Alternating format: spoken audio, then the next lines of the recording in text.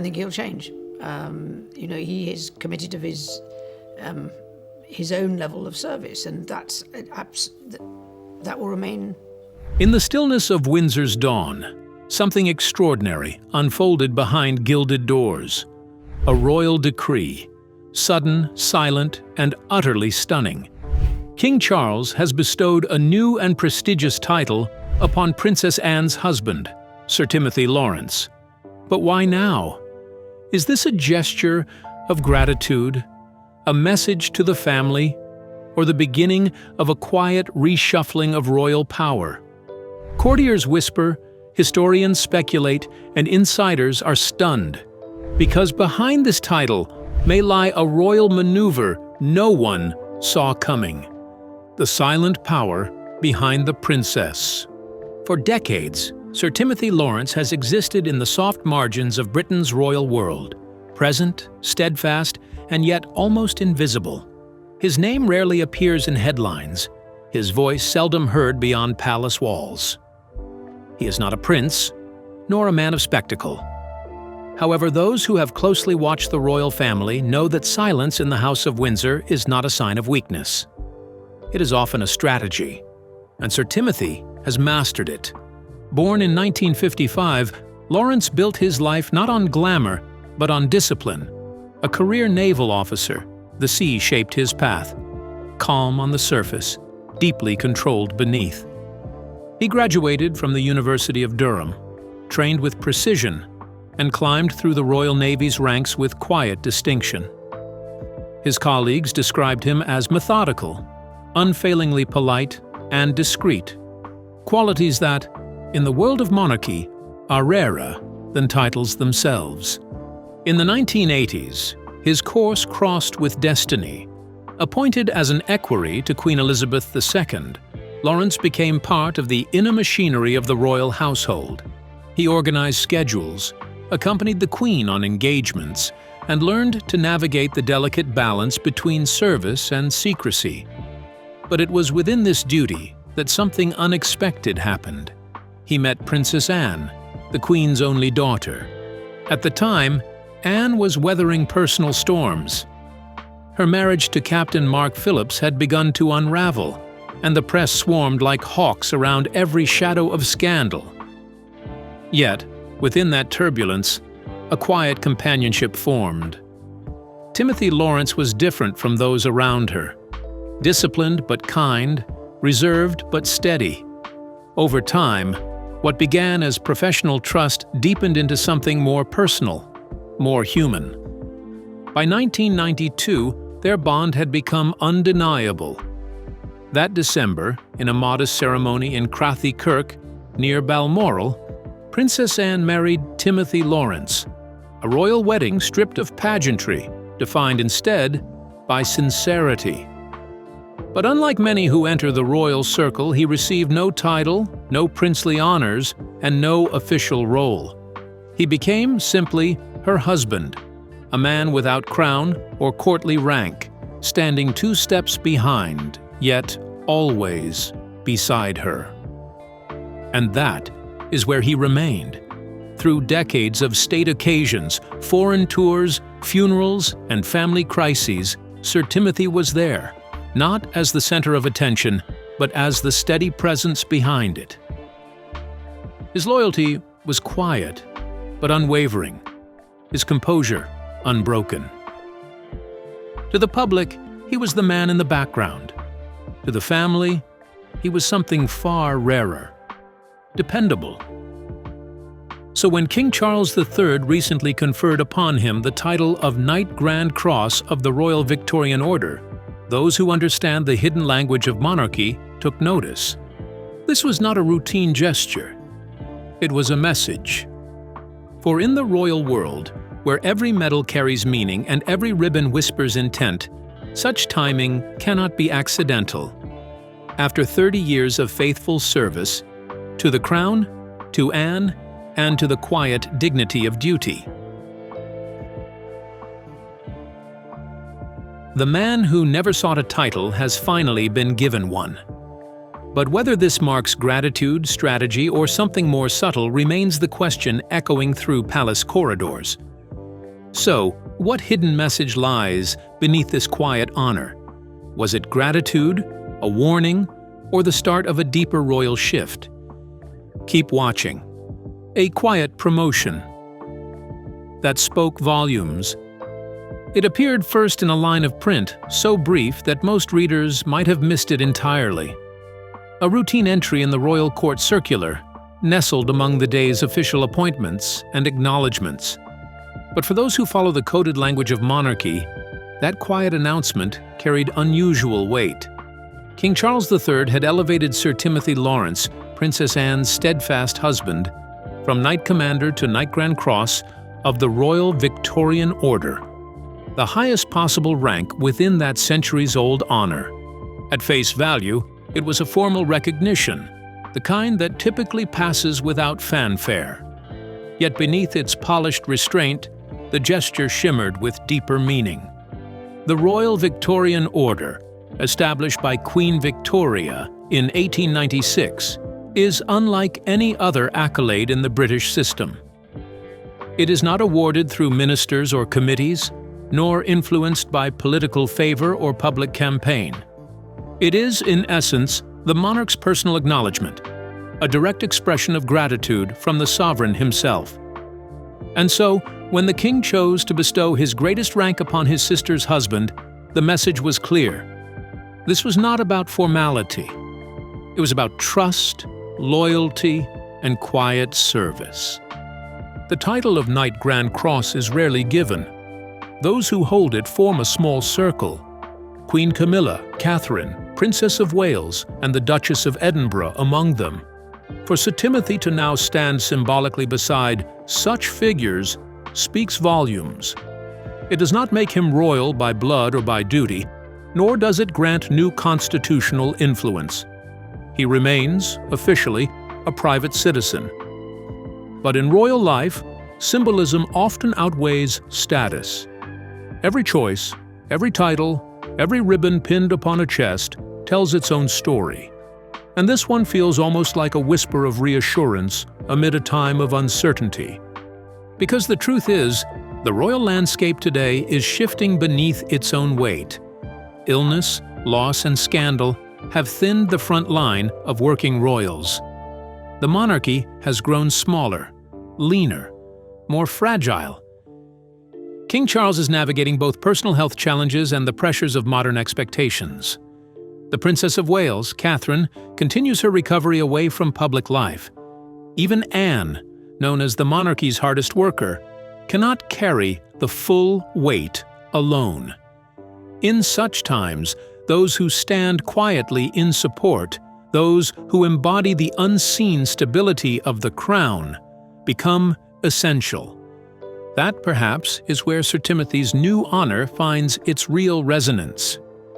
It is less about hierarchy and more about recognition. The sovereign acknowledging a man who has never sought attention yet has remained constant through decades of royal transition. The timing feels intentional, even strategic.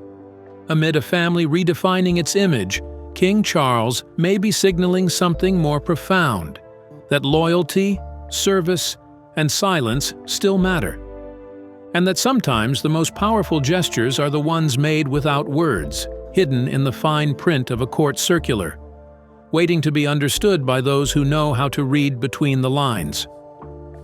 And what could this quiet, almost invisible gesture really mean? A reward for loyalty or a coded message from the king himself? Stay with us.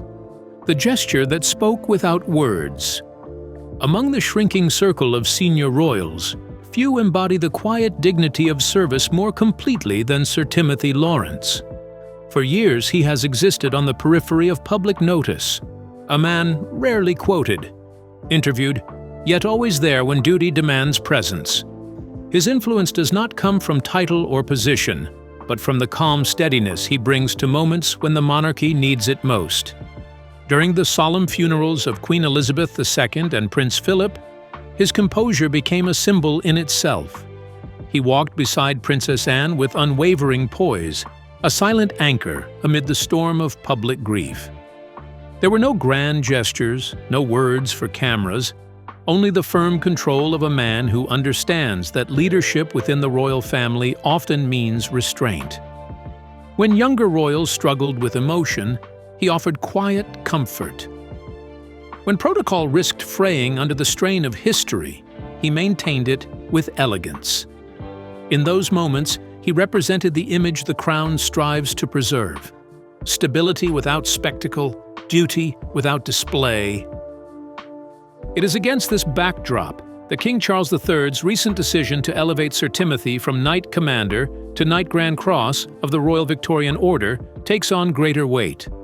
On paper, the honor is formal recognition, the highest distinction of the order, typically granted to those who have provided exceptional personal service to the monarch. But in the intricate world of royal symbolism, every act, especially one as personal as this, carries deeper meaning. Unlike state honors recommended by ministers or shaped by politics, the Royal Victorian Order is entirely the sovereign's choice. It is a private message written in the language of ceremony. And in this case, that message seems to say, "Constancy deserves to be seen." For decades, Sir Timothy has served the crown not through public performance, but through steadfast reliability, the kind that holds institutions together when the cameras are gone. There is also, perhaps, something more intimate within this act. Sir Timothy is not only the king's subject, but his brother-in-law. Their bond stretches back through years of shared obligation and silent endurance. Two men bound by both family and service. Each carries the imprint of military life, precision, discipline, and quiet strength. Yet their positions within the royal system could not be more different. Charles, at the visible center of power, Sir Timothy always a few respectful steps behind. So when the king bestowed upon him the Grand Cross, it may have been more than a ceremony.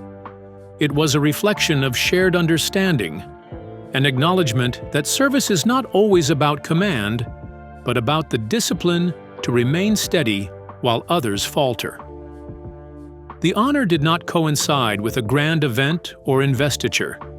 It appeared alone, without context, deliberate in its silence. And in that stillness lies the intrigue. But why now? What prompted this moment, this subtle yet powerful nod from the monarch to the man who has built his life on loyalty and restraint? Stay tuned. The meaning behind the monarch's move. For those who follow the intricate patterns of royal behavior, King Charles III's decision to elevate Sir Timothy Laurence to Knight Grand Cross of the Royal Victorian Order has sparked more questions than answers.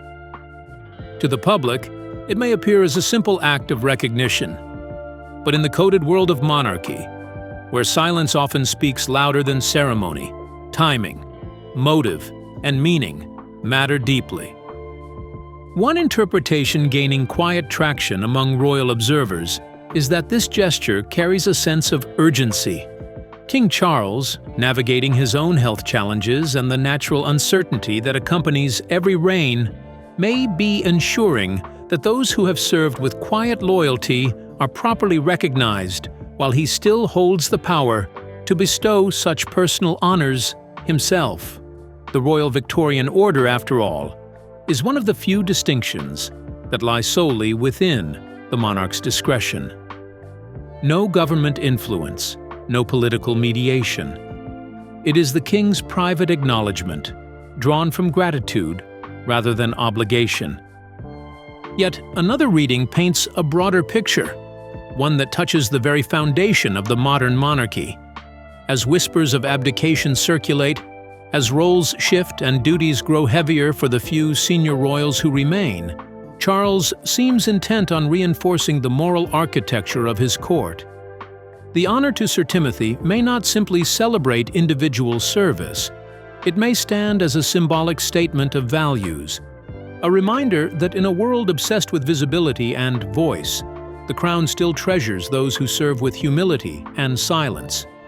It suggests that not all influence requires a throne, and not all power needs applause. There is, too, the question of whether this marks a quiet evolution in Sir Timothy's standing. Could this be the beginning of a more visible role beside Princess Anne, perhaps appearing at occasions where senior presence carries symbolic weight? Such speculation lingers, though the palace has offered no indication of a changing role.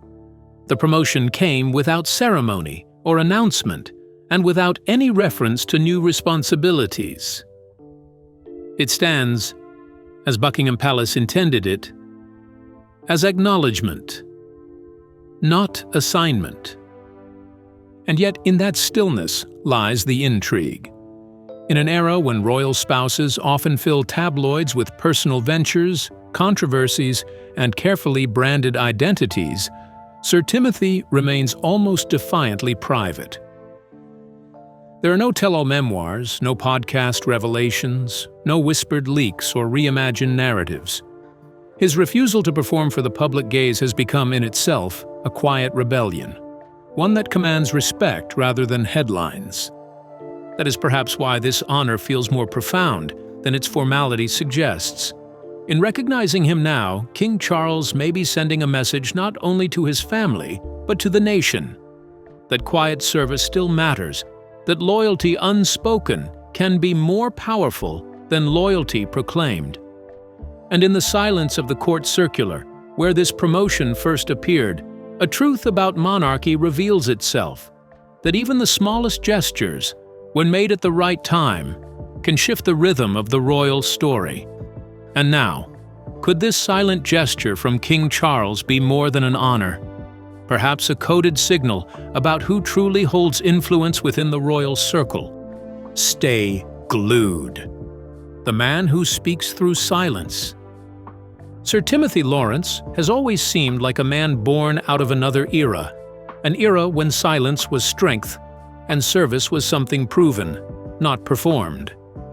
His entire manner resists spectacle. In a royal world, now shaped by global attention, viral moments, and relentless scrutiny, his calm invisibility feels almost radical. He stands apart, not by stepping forward, but by choosing to stay still. And in that quiet resistance, he has become something rare, a living echo of the monarchy's old code. That duty is what you do, not what you claim. This, perhaps, is why King Charles III's recent decision to honor him carries such weight, because in celebrating Sir Timothy, the king is doing more than awarding a title. He is honoring a philosophy. At a time when the royal family faces mounting pressure to modernize, justify its relevance, and explain its spending to a skeptical public, this promotion feels like a quiet reaffirmation of the values that once defined the institution itself. Loyalty, privacy, restraint, service without self-promotion. For decades, those principles have been fading into rarity, overshadowed by a more performative age of monarchy, one that must balance ceremony with transparency and mystique with accessibility. Yet, in Sir Timothy Laurence, those traditional virtues remain alive, embodied in the man who never sought the spotlight, yet faltered when duty called. His composure at public events, his respectful distance from royal drama, and his steady presence beside Princess Anne have not just defined his character, they have reminded the world what royal dignity once looked like. It is unlikely that this honor will change him. Sir Timothy will not begin issuing statements, nor will he step into the realm of public advocacy or personal branding. He will continue as he always has, walking beside Princess Anne, slightly behind her, hands clasped neatly behind his back, eyes focused ahead. But from now on, when he does, he will carry a new ribbon across his chest, a subtle, shining emblem of recognition that speaks volumes, even when he does not. And therein lies the deeper power of this moment. In the long story of the British monarchy, such gestures may appear small, a title here, a medal there, but together they form the quiet architecture of legacy. They reveal who is truly valued and why. They remind us that not all influence is loud, and not all loyalty is seen. King Charles's gesture towards Sir Timothy Laurence, then, is both personal and symbolic, a salute to the kind of service that doesn't seek applause but earns respect through endurance. It tells us something about where the king's priorities lie, and about the kind of strength he believes the monarchy must now protect. Because in an age where the loudest voices often dominate the royal stage, the crown has found one of its most enduring symbols in a man who speaks still through silence. But what could this quiet elevation truly mean? A signal of shifting power within the palace, or a final bow to loyalty itself? A ribbon that speaks without words. When King Charles III conferred Sir Timothy Laurence with the title of Knight Grand Cross of the Royal Victorian Order, the gesture carried more than symbolic weight. It came with a physical emblem of that honor, a piece of regalia steeped in royal history and meaning.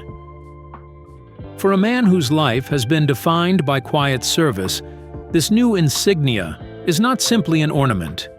It is a statement, a subtle but unmistakable acknowledgement of rank, trust, and proximity to the crown. The insignia of a Knight Grand Cross is as striking as it is rare. It consists of two key elements, a sash badge and a breast star. The sash, a wide ribbon worn diagonally across the body, bears the emblem of the order, while the breast star, a silver 8-pointed decoration, is worn on the left side of the chest. Together, they form a powerful visual symbol of the highest rank within an order that celebrates personal service to the sovereign rather than political or public achievement. In the world of royal honors, few carry such personal weight, and even fewer are granted so discreetly. There is speculation that the world may soon see Sir Timothy wearing his new insignia for the first time at a major upcoming event: the anticipated state visit of U.S. President Donald Trump to Windsor Castle. Such a grand occasion would offer an elegant backdrop for the newly bestowed honor to make its quiet debut. For the man who has spent decades walking a respectful distance behind Princess Anne, it would be a rare and dignified moment of visibility on the world stage, signaling not ambition, but recognition earned through steadfast devotion. What makes this moment even more telling is its timing. The decision to grant the honor came during the royal family's traditional summer retreat, a period when public engagements slow and the Windsors withdraw from the spotlight. While others escaped to Balmoral's sweeping hills for respite, the king used that quieter space to make a deeply personal gesture. It was in this hushed window of royal calm that the court circular, the understated official record of royal activity, noted the event. Vice Admiral Sir Timothy Laurence was formally invested with the insignia of a Knight Grand Cross of the Royal Victorian Order. There was no press coverage, no ceremony broadcast, no public applause, just a quiet act of recognition, perfectly in keeping with both the man and the honor itself. The Royal Victorian Order has always been about private service, the unseen acts of loyalty that uphold the weight of monarchy behind the scenes. Sir Timothy's investiture reflects exactly that spirit, a moment of acknowledgement from a king to a man who has supported the institution and his sister with unwavering discretion. It was not a grand spectacle, nor was it meant to be. Instead, it was a quiet reaffirmation, a ribbon and star that tell a story without words, honoring a lifetime built on service, silence, and the kind of loyalty that does not demand to be seen, yet deserves to be remembered. What hidden message lies behind King Charles's silent gesture, a private act that speaks louder than any royal proclamation could ever dare? Keep watching. The quiet admiral who earned the king's highest honor. When the news broke that King Charles had personally elevated Sir Timothy Laurence to one of the most distinguished ranks within the Royal Victorian Order, it wasn't the usual grand royal spectacle. There were no flashing cameras or cheering crowds, just the quiet hum of a moment heavy with meaning. For those who know the royal family's intricate rhythms, this was more than a title. It was a signal, subtle yet powerful, of loyalty, endurance, and an unspoken royal trust that spans decades. At 70, Sir Timothy has long been the steady hand in the background, the figure whose calm composure often went unnoticed beside the glitter and pageantry of royal life. A vice admiral in the Royal Navy, his career had already been one of remarkable achievement, marked by discipline, precision, and service to the nation. Yet his life took a profound turn in 1992 when he married Princess Anne, following her divorce from Captain Mark Phillips. It was a union not of grandeur, but of quiet strength, two individuals bound by a shared devotion to duty and an instinctive dislike for spectacle. From that moment, Sir Timothy stepped into a world where the spotlight often burns, yet he chose a path of composure and restraint. While others sought attention, he mastered the art of presence without noise, a rare quality in a family that lives under constant watch. At public events, he was never the centerpiece, but his unwavering support for Princess Anne was unmistakable. Whether walking beside her at military ceremonies, charity functions, or state occasions, his posture spoke volumes, a man content with purpose rather than praise. So when King Charles decided to honor him with the insignia of a Knight Grand Cross of the Royal Victorian Order, it was a deeply personal gesture. The recognition wasn't announced with grandeur or ceremony. It was recorded quietly in the court circular, the understated diary of royal engagements. The very nature of the award, rooted in personal service to the monarch, mirrored Sir Timothy's character. It wasn't about public applause, but private acknowledgement, a mark of gratitude from one man who has watched another serve, faithfully and without demand, for over 30 years. The significance of this appointment also reaches beyond one man. It reflects the monarchy's understanding of those who serve silently beside the more visible royals, the spouses who sustain the institution not through speeches or ceremonies, but through consistency, discretion, and strength. Sir Timothy's elevation represents that invisible backbone of the monarchy, the loyalty that keeps its public image steady even in turbulent times. And now, as he prepares to wear the insignia of his new honor, the broad sash draped across the shoulder, the gleaming star over the heart, the symbolism is unmistakable. This is not a medal for public admiration, but a visible reflection of decades of quiet service, a new mark of trust from the king himself, one that turns the man long in the background into a silent emblem of royal devotion.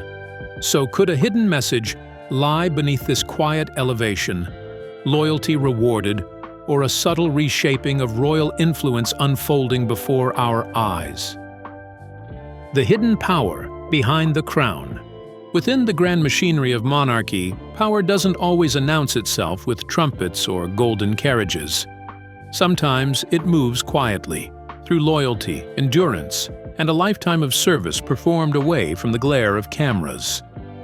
And that is precisely what King Charles III has chosen to recognize in his brother-in-law, Vice Admiral Sir Timothy Laurence, whose recent elevation to Knight Grand Cross of the Royal Victorian Order carries a depth of meaning far greater than its ceremonial appearance.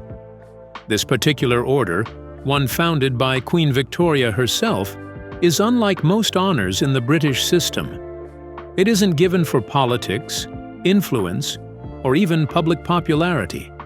It exists to acknowledge personal service to the monarch and the royal family, service that is often unseen, sometimes unspoken, yet essential to the stability of the crown. Its members form a quiet network of loyalty, including figures like Queen Camilla, Catherine, Princess of Wales, and Sophie, Duchess of Edinburgh, individuals whose presence strengthens the royal institution from within. Sir Timothy's inclusion among them is both symbolic and personal. For more than 3 decades, he has walked beside Princess Anne, lending steadfast support to one of the monarchy's most devoted figures. His composure, discipline, and unwavering commitment reflect the very values the Royal Victorian Order celebrates. And now, through the King's personal decision, his years of understated dedication have been elevated into visible honor.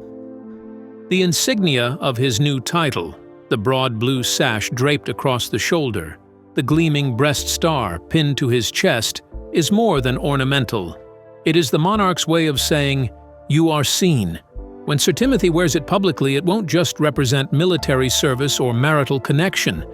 It will symbolize decades of loyalty to both the Princess Royal and the crown itself. Next month, that acknowledgement is expected to move from the private to the global stage. The state visit of U.S. President Donald Trump at Windsor Castle will bring with it the eyes of the world, diplomats, dignitaries, journalists, and millions watching from afar. It is during such formal spectacles that hierarchy and symbolism matter most. Should Sir Timothy appear wearing his new insignia, the message will be unmistakable. His standing within the royal household has quietly risen to one of rare distinction. For King Charles, this act was never about ceremony alone. It reflects a philosophy, one rooted in gratitude toward those who form the monarchy's invisible spine. By honoring Sir Timothy, the king not only acknowledges years of service, but also reinforces a quieter truth about the royal family, that its endurance depends as much on steadfast loyalty as on public duty. The moment may have been announced softly, tucked within the lines of a court circular rather than a palace statement, yet it speaks volumes. It reminds Britain, and the watching world, that true service does not need applause to be profound. And as Sir Timothy prepares to step into that spotlight at Windsor, wearing the symbols of his devotion, the gesture becomes more than royal tradition. It becomes a story of gratitude, legacy, and the quiet power behind the crown. And how much meaning can a single ribbon truly carry? Could this quiet honor signal something deeper stirring within the House of Windsor? Keep watching. A personal gesture of power. What sets this particular honor apart is not just its grandeur, but its intimacy. The Royal Victorian Order stands alone among British honors for one reason. It flows solely from the monarch's hand. Unlike most royal awards, it requires no minister's signature, no consultation with Parliament, and no approval from committees. It is the sovereign's personal voice, spoken through the language of recognition.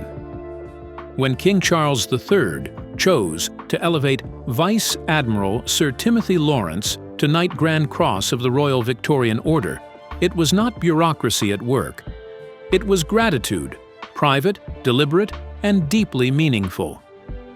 The Royal Victorian Order has always been rooted in personal service, not political calculation. Every ribbon and medal within its ranks tells a story of loyalty to the crown itself, not to the system that surrounds it. And in this case, the story belongs to a man who has never sought fame or fanfare. A man who has stood quietly beside Princess Anne for over 30 years, embodying the very ideals of duty that the modern monarchy is struggling to preserve. Sir Timothy's recognition arrives at a moment when the royal family is redefining what service means. Once, honors were almost exclusively reserved for those in the public eye: heirs, full-time working royals, or figures whose faces filled the newspapers. But under King Charles, there's been a shift, a move toward valuing constancy over celebrity, quiet strength over spectacle. Sir Timothy represents that change perfectly. Loyal without being loud, essential without being visible. That's part of what makes this decision so striking. King Charles didn't simply follow protocol, he made a statement about the kind of monarchy he intends to lead, one that looks inward as much as outward, and one that rewards devotion even when it goes unnoticed by the world. Interestingly, not everyone within the royal circle holds the same distinction. Catherine, Princess of Wales, is herself a Dame Grand Cross of the Royal Victorian Order, a title bestowed by the late Queen Elizabeth II in recognition of her service. Yet her husband, Prince William, does not hold the same honor. As heir to the throne, he instead serves as a royal knight companion of the most noble Order of the Garter, the United Kingdom's most senior knighthood. In contrast, the Victorian Order operates in a quieter realm, a realm of personal trust between monarch and servant, sovereign and confidant. That contrast tells its own story. It shows how the monarchy, often perceived as rigid, still has the flexibility to celebrate those who embody its most human values: loyalty, discipline, and faithfulness. And so, in raising Sir Timothy to one of the highest ranks within his personal order, King Charles has not merely awarded a title. He has made a statement about what truly matters in his reign, not the grandeur of power, but the grace of service. It's a reminder that in a world obsessed with visibility, some of the most powerful gestures remain unseen, carried not by the loudest voices, but by the quiet strength of those who simply keep standing beside the crown. But could this quiet elevation signal more than gratitude, perhaps a hidden shift in how King Charles defines power itself? The symbol that speaks without words. Sir Timothy's newly bestowed honor adds an unmistakable depth of symbolism to the royal stage. The insignia he now carries, gleaming with meaning rather than mere decoration, represents far more than a personal achievement. It stands as a quiet but commanding reminder of what the modern British monarchy still values at its core: service, loyalty, and unbroken dedication. Every thread in that ribbon, every ray of silver in that star, speaks to decades of duty performed without demand for attention. In an era where grandeur often competes with relevance, the image of Vice Admiral Sir Timothy Laurence wearing his new insignia alongside Princess Anne is a statement in itself. It signals continuity, a bridge between the monarchy's past discipline and its present need for stability. His presence at royal events, often just a step behind, has always reflected quiet devotion. Now, that devotion has been acknowledged in a form that will accompany him through every future engagement, visible proof of the king's personal gratitude. The timing of this recognition feels especially significant, as King Charles reshapes the royal institution to fit a more transparent, scrutinized age. This moment of acknowledgement reminds the public that behind every headline and ceremony stands the constant rhythm of service. Sir Timothy's new title and insignia may gleam beneath the palace lights, but what they truly represent glows more quietly, a testament to character, endurance, and faithfulness in a world that often overlooks them. It is, in many ways, the kind of royal gesture that speaks softly yet resonates deeply, a symbol not just of rank, but of the values that keep the crown standing firm through time. So what do you think this quiet, powerful gesture from King Charles truly reveals about the monarchy's future and those guarding its legacy? Share your thoughts below. Don't forget to like, share, and subscribe for more royal revelations.